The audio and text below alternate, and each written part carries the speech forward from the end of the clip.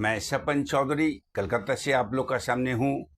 मेरा अपना आपका सबका यूट्यूब चैनल केबल वाला लेकर के जैसा मैं बोलता हूँ, I work as a community influencer of cable operators across India, and my job is to collect information of cable and broadband industry across the country, and accordingly bring and put all the information before you so that you can go through all this information. आप उसी information को देख करके, उसको सुन करके, उसको समझते हुए अपना बिजनेस आगे ले चल सकोगे।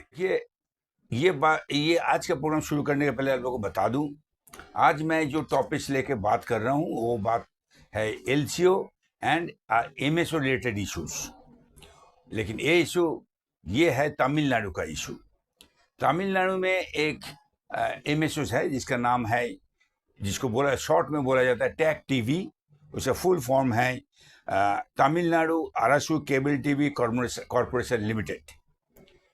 ये अगला 2007 में इसका एक कंपनी का फॉर्मेशन हुआ था और 2011 से ये अपना ऑपरेशन चालू किया। आप लोग को बहुत आदमी को पता नहीं है, ये जो टैक मतलब Arasu cable corporation limited, Arasu cable TV corporation limited, ये जो कंपनी है, ये कंपनी चालू किया था तमिलनाडु का AIADMK। ये जो पार्टी था उनका जयललिता जो मेन पर्सन था, मतलब the main person behind this AIADMK, उन्होंने ये कंपनी को चालू किया था। कारण था, उन लोग का बोलने का कारण था, केबल टीवी का जो सर्विस है वो अच्छा सर्विस, जेन्युइन सर्विस, सस्ता में कंज्यूमर पास पहुंचना चाहिए। इसलिए उन्होंने जो रेट रखा था 180 रुपीज़, जिसमें पूरा सर्विस देंगे और केबल ऑपरेटर को मिनिमम से मिनिमम पैसे लेकर के ये सर्विस चालू करने का जो प्रोग्राम दिया था, वही प्रोग्राम से टैक बोल के जो कंपनी है, मतलब Tamil Nadu Arasu cable TV corporation limited, चालू हुआ था 2007 में। उसका इनकॉर्पोरेट हुआ था कंपनी, 2011 से उसका ऑपरेशन चालू हुआ था। और ये कंपनी बहुत जल्दी पब्लिक का पास हाई डिमांड हो गया था because of their low price. तो उसमें करीब 64.2 लैक्स कंज्यूमर 2013-14-15 में बना दिया था। यही लेके काम चालू हुआ था। वो काम चलता भी था। लेकिन फिलहाल अभी वही टैग का एक सर्विस लेके बात हुआ। क्यों हुआ? इसका कारण ये है, रिसेंटली वहाँ का जो स्टेट गवर्नमेंट है वो बदल चुका है। अगला जो लास्ट वोट गया उसमें DMK आया हुआ है। अब DMK आने का बाद क्या हुआ, उसका पहले आप लोग को मैं बोलूँगा, एक वीडियो है, आप लोग को मैं दिखा देता हूँ, थोड़ा देख लीजिए।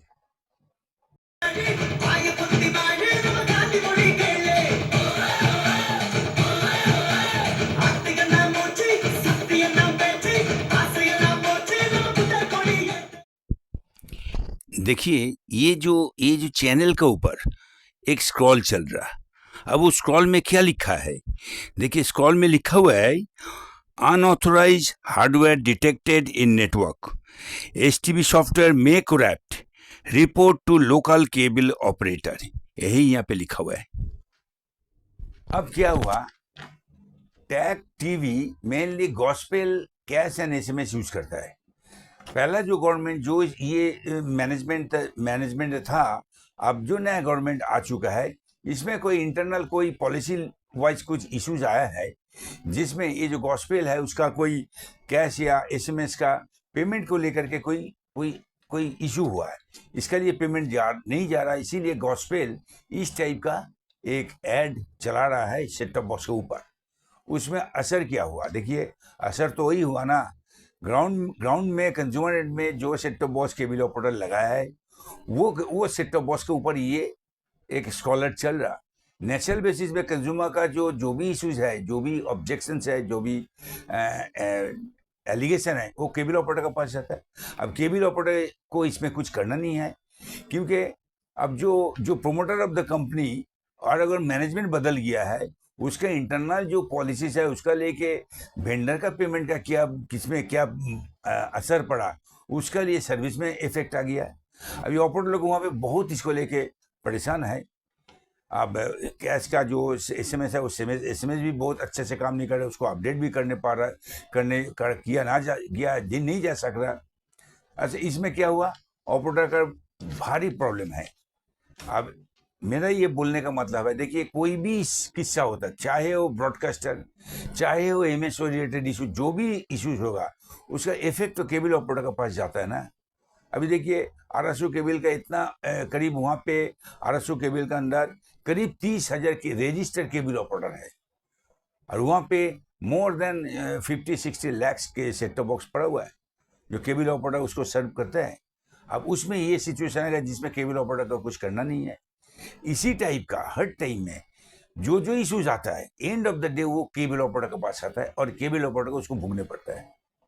तो मेरा ये बोलने का मतलब है, ये चीज आपको पास रखना इसीलिए है और कुछ नहीं। अब बिजनेस करते हो as a LCO, throughout India LCO का एक एक जगह एक एक टाइप का प्रॉब्लम आ रहा है। तो ये सारे प्रॉब्लम को कम से कम एक इंफॉर्मेशन रखना जरूरी है, नॉलेज रखना जरूरी है क्या होता है, क्योंकि जब ये होता है इंडस्ट्री में अगर रहना है, केबल टीवी बिजनेस करना है, तो हर जगह का नॉलेज रखना है। और मेरा काम है सारी जगह से ये नॉलेज ला करके आप लोग के सामने रखना, ताकि बिजनेस का हर कदम में आप हर इंफॉर्मेशन और नॉलेज लेकर के आप अपना बिजनेस को आगे ले चल सकोगे। तो ये इश्यूज है आज का दिन में।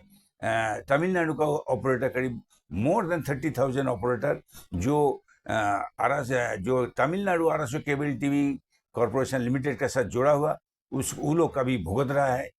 अब ये कैसे क्या हल होगा, ये लेके बात चल रहा, मेरा भी उसका ऊपर नज़र रहेगा, मैं भी देखते रहूँगा, और जैसे जैसे फर्दर कोई अपडेट होगा तो मैं आप लोग को दे देंगे। देखिए मेरा ये चैनल चलाने का मेन मकसद है just to give information to the operator, because operator should understand, operator को समझना चाहिए दे आर ऑल्सो बिजनेसमैन। अब वो एनालॉग सिस्टम नहीं रहा, अनरेगुलेटेड बिजनेस नहीं रहा, अभी रेगुलेटेड वे में बिजनेस चला, हर चीज़ आपको सही तरह के करने पड़ेगा। ये मैं क्यों बोल रहा, देखिए डीएसपीएफ का तरफ से हम लोग बार बार बोल चुके हैं, ऑल ऑपरेटर अक्रॉस इंडिया, आप लोग इसमें NRN मतलब नेशनल रजिस्ट्रेशन नंबर आप broadcastsaver.gov.in में जाकर रजिस्टर कर लीजिए। दुख का बात है ऑल इंडिया में ये नंबर अभी तक 50 भी क्रॉस नहीं किया, but we feel that the total number of cable operators across India is more than 7-8 lakhs.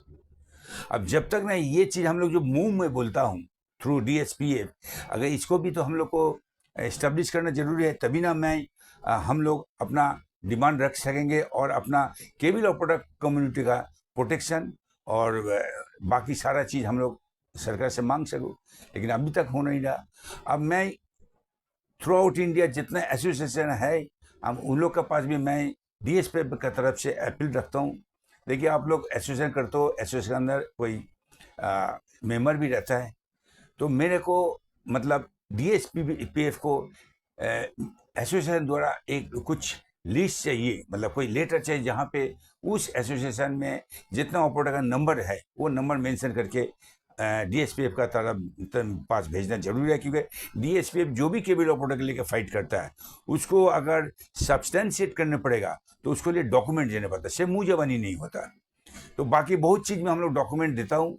आज हम लोग लास्ट मीटिंग के बाद अभी जहाँ पे अटका हुआ है, हम लोग को नंबर कंफर्म करने के लिए स्टेट वाइज कुछ एसोसिएशन का एक लेटर में एक लेटर चाहिए, जहाँ पे उस स्टेट में उस एसोसिएशन के अंदर एक तो नंबर ऑफ केबल ऑपरेटर कितना है वो लिख के भेजना है, क्योंकि उसी के ऊपर हम लोग एक असेसमेंट करके ये नंबर को इस्टेब्लिश करने जाएंगे।